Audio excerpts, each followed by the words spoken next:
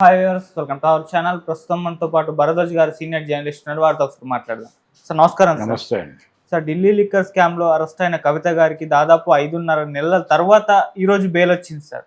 అయితే ఇవాళ కోర్టులో ఏం జరిగింది, మరి ఏ బేసిస్ మీద బెయిల్ ఇచ్చారు? ఇప్పుడు ఇది బయట ఒక చర్చగా మారింది పొలిటికల్ గా చూసుకుంటే. కాంగ్రెస్ వాళ్ళు దీన్ని బీజేపీ బీఆర్ఎస్ కలిసిపోయాయి, దాని ఫలితమే బెయిల్ అని చెప్పేసి వాళ్ళు ఒక రకంగా పోర్ట్రే చేస్తున్నారు.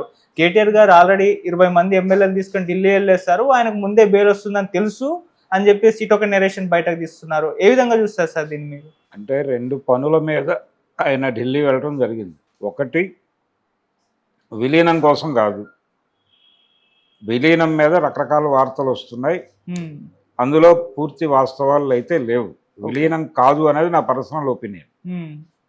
అయితే కేటీఆర్ ఎందుకు ఢిల్లీ వెళ్ళాడు ఇంతమంది మార్బలంతో అంటే, బెయిల్ వస్తుంది అనేది ఎవరికైనా అర్థమవుతుంది సీన్. ఓకే, దానికి ప్రభుత్వమో లేకపోతే మరొకళ్ళు పిలిచి చెప్పాల్సిన అవసరం లేదు.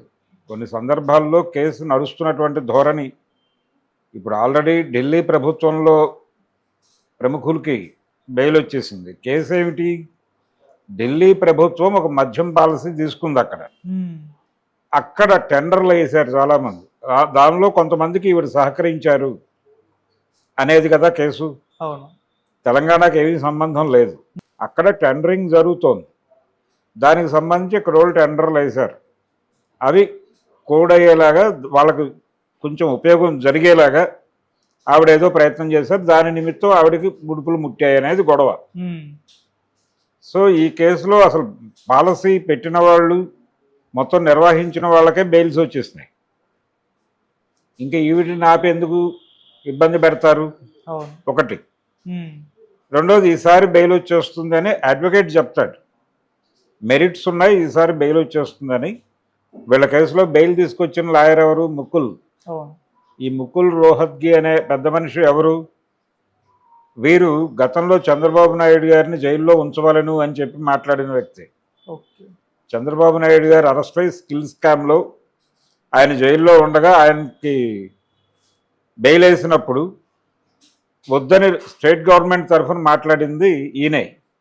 కాబట్టి ఇది ఒక కాన్ఫ్లిక్ట్ చూడొచ్చు. అంటే ఈ కేసులో కాన్ఫ్లిక్టులు వెతుక్కుంటూ వెళ్ళదలుచుకుంటే, చంద్రబాబుకు బెయిల్ వద్దన్నటువంటి, బెయిల్ ఇవ్వకూడదు అన్నటువంటి న్యాయవాదే కవిత గారికి బెయిల్ ఇవ్వమని ఆర్గ్యూ చేశాడు. ఇక్కడ బెయిల్ వస్తుందని చెప్పాడు, బెయిల్ ఇప్పించాడు, బయట తీసుకొచ్చాడు. విజయ్ మాల్యా కేసులో కూడా ఉన్నాడు ఈయన, వీరే లాయర్ అక్కడ కూడా. ఇలా చాలా పాపులర్ కేసులు ఉన్నాయి ఆయన. అంటే గోద్రా అల్లర్ల కేసులో కూడా వారు న్యాయవాదిగా వ్యవహరించిన సందర్భం మనకు తెలుసు. ఇలా చాలా పెద్ద పెద్ద కేసుల్లో ఉన్నాడు. ఆయనకు సంబంధించి చాలా ఆరోపణలు ఆయన మీద ఉన్నాయి. అక్రమాస్తుల వ్యవహారంకి సంబంధించిన కొన్ని ఆరోపణలు ఉన్నాయి, ప్రూవ్ కాలేదు, అది వేరే గొడవ. కానీ 160 కోట్ల రూపాయల భవంతులు, ఈ వ్యవహారాలు ఉన్నాయి ఆయనకు కూడా. సరే, ఇవన్నీ పక్కన పెట్టేస్తే ప్రస్తుతం కవిత గారికి బెయిల్ వచ్చేసింది. బెయిల్ వస్తుంది అనే విషయం కొంత సూచనప్రాయంగా తెలియటం చేత సాధారణంగా తీసుకురావటం కోసం వీళ్ళు వెళ్ళారు. దీంతో పాటు ఒకవేళ బెయిల్ రాకపోతే ప్రెజర్ పెంచటం కోసం, పొలిటికల్ హీట్ పెంచటం కోసం ఒక నిరసన కార్యక్రమం చేయాలనుకున్నారు. అందుకు కూడా ప్రిపేర్ అయ్యి వెళ్ళారు. అంటే మంచి జరిగితే స్వాగతించడానికి, చెడు జరిగితే ప్రశ్నించడానికి కూడా ప్రిపేర్డ్గా వెళ్ళారు అంతే. అంతే తప్ప బెయిల్ వచ్చేస్తుంది కాబట్టి, ఆయన చెప్పాడు కాబట్టి, ఎవరు జడ్జి గారు చెప్పారు కాబట్టి, లేదా జడ్జి గారి తరఫున కేంద్ర ప్రభుత్వం చెప్పింది కాబట్టి వెళ్ళలేదు. ఎందుకు చెప్పుంటుంది కేంద్ర ప్రభుత్వం? ఒకవేళ చెప్పుంటే మీ పార్టీ బీజేపీలో విలీనం కాబోతోంది కాబట్టి అని చెప్పింది అనేది ఒక థీరీ. అది జస్ట్ కాన్స్పిరసీ థీరీ, అంతకుమించి ఏమీ కాదు. బీఆర్ఎస్ పార్టీకి ఒక ఉద్యమ చరిత్ర ఉంది. అది దాంతోపాటు 10 సంవత్సరాలు పరిపాలన చేసినటువంటి చరిత్ర ఉంది. అంత మాత్రం చేత ఈ ఓటమిని అంగీకరించి ఇక పార్టీ వద్దు అనుకునే పరిస్థితి ఉండదు. 10 ఏళ్ల క్రితం గెలుస్తాననుకునే హోప్తోనే కదా 2014లో కాంగ్రెస్ పార్టీ తెలంగాణలో ఎన్నికలకు వచ్చింది, ఓడిపోయింది కదా. ఆ తర్వాత జరిగిన ఎన్నికల్లో కూడా ఓడిపోయింది. మరి ఆ పార్టీ ఎందుకు షట్ డౌన్ అవ్వలేదు? కేంద్రంలో కూడా అధికారంలోకి రాలేదుగా 10 ఏళ్ల నుంచి. అవును. ఇప్పుడు కూడా రాలేదు కదా. ఇంకొక 5 ఏళ్ళు అంటే 15 ఏళ్ళు అధికారంలో లేదు. కాంగ్రెస్ పార్టీ ఎందులో విలీనం కావాలి? కాబట్టి అధికారం కోల్పోయింది కాబట్టి పార్టీలు విలీనం అయిపోతాయి. ఇవన్నీ వాళ్ళ వాళ్ళ పద్ధతుల్లో చెప్తున్నారు కానీ పార్టీని విలీనం చేయలేదు. అంటే సహకారం ఇస్తారు. పార్టీలు అలా ఉండటం అనేది కూడా అవసరం. విలీనాల కంటే కూడా పార్టీలు అలా ఉండటం అనేది పొలిటికల్గా ఉపయోగపడే అంశం. ఎవరికి? అందరికీ ఉపయోగపడే అంశం. ఈ పార్టీకి ఉండేటువంటి ఓట్ బ్యాంక్ ఒకటి ఉంటుంది. ఆ పార్టీకి ఓట్ బ్యాంక్ ప్రకారం అది రైజ్ అవ్వచ్చు, తగ్గచ్చు, దానికి వచ్చే సీట్లు దానికి వస్తాయి. ఆ సీట్లు ఎవరికైనా ఉపయోగపడవచ్చు, ఉపయోగపడకపోవచ్చు, అది వేరే గొడవ. ఇలా ప్రతి సన్నివేశానికి అదేదో అయిపోయింది, క్లోజ్ అయిపోతుంది అనేది ప్రతిదీ ప్రజారాజ్యం కాదు. ప్రతి పార్టీని ప్రజారాజ్యం కళ్ళజోడుతో చూడక్కర్లేదు. జనసేన మీద కూడా అలాంటి మాటలే మాట్లాడారు కదా ఆ మధ్యకాలంలో. అయిపోయింది క్లోజ్ అని. ఆయన అసెంబ్లీ గేట్లు దాటలేడు, అది పార్టీ క్లోజ్ అయిపోతుంది అని మాట్లాడారు కదా. క్లోజ్ ఏం కాలేదుగా. వైసీపీ నుంచి వచ్చిన కామెంట్లే కదా అవి. వైసీపీ కాంగ్రెస్లో కలిసిపోతుందని ప్రచారం చేస్తున్నారు ఇప్పుడు. అంటే విలీనానికి సంబంధించి రకరకాల స్పెక్యులేటివ్ స్టోరీస్ ఉన్నాయి ప్రపంచంలో. అవి పక్కన పెడితే కవిత గారికి బెయిల్ వచ్చింది అనేది వాస్తవం. ముకుల్ రోహిత్గి తన వాదనా పటిమతో బెయిల్ తీసుకొచ్చాడు.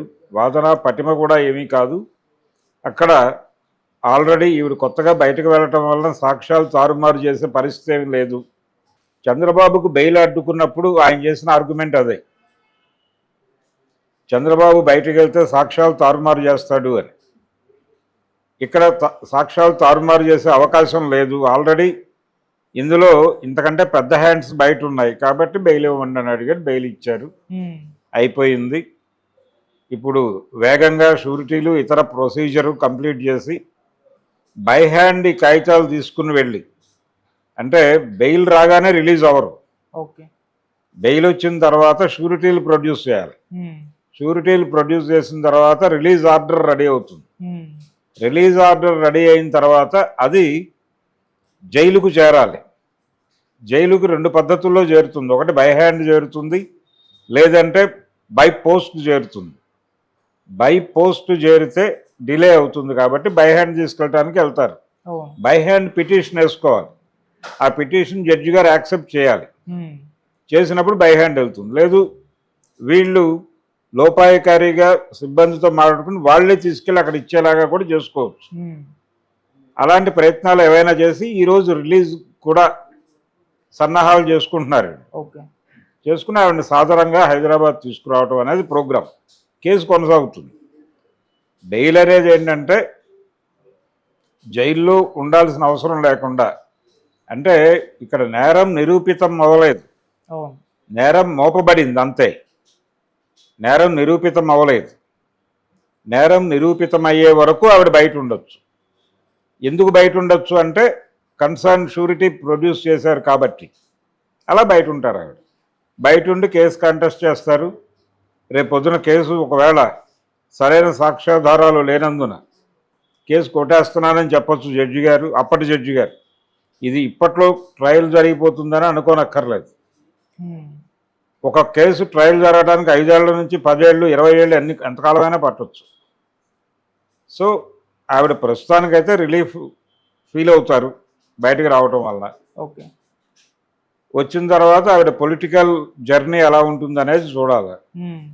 ఆవిడకుండే ఎలిగేషన్స్ ఆవిడకుంటాయి, ఆవిడకుండేటువంటి అభిప్రాయాలు ఆవిడకుంటాయి. సో నెమ్మదిగా బయటికి ప్రపంచంతో కాంటాక్ట్లోకి వస్తారు ఆవిడేమిటి అనేది ప్రపంచానికి అర్థమవుతుంది. ఈ కేసులో అరెస్ట్ అవ్వటం నుంచి బాధపడుతూ కూర్చోవటం కన్నా కూడా ఒక పొలిటికల్ యాక్టివిటీలోకి వచ్చేయటమే బెటర్ అనుకుని ఆవిడ రోడ్డు మీదకి వచ్చేస్తారు. వెంటనే యాక్టివిటీలోకి వచ్చేస్తారు.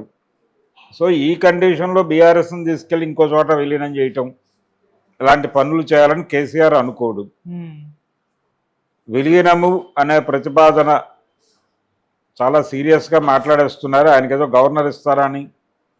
అంటే కేసీఆర్కి ఏ పోస్టులు అనేది కూడా ప్రపంచమే నిర్ణయిస్తోంది. ఆయన కాంగ్రెస్లో విలీనం చేస్తాడని కొంతమంది మాట్లాడుతున్నారు, బీజేపీ నాయకులే మాట్లాడుతున్నారు. అవును.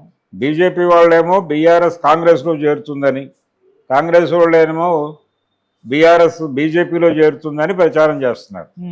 వీళ్ళ మీడియా వీళ్ళ కథ, వాళ్ళ మీడియా వాళ్ళ కథ ప్రచారం చేస్తున్నారు. అంతకుమించి విలీనం లేదు. ఇది కోర్టు నుంచి సీరియస్గా వచ్చిన నిర్ణయం ప్రకారం వచ్చిన బెయిలే, అంతకుమించి ఏమీ కాదు. ఆవిడకి ప్రాపర్ షూరిటీలు ప్రొడ్యూస్ చేసి బయటకు తీసుకొస్తారు, కేసు కంటెస్ట్ చేస్తారు. ఆవిడ ఈ కేసులో మెరిట్స్ ఉంటే, అంటే పెట్టిన వాళ్ళకి మెరిట్స్ ఉంటాయి, కేసు పెట్టిన వారికి మెరిట్స్ ఉంటే ఆవిడకి శిక్ష పడుతుంది, లేకపోతే కేసు కొట్టేస్తారో ఆవిడ బయటకు పూర్తిగా ఫ్రీ అయిపోతుంది. ప్రస్తుతానికైతే ఫ్రీ అయినట్టు కాదు, ఆ కేసు ఉంటుంది ఆవిడ మీద, వాయిదాలకు కూడా వెళ్లాల్సి ఉంటుంది.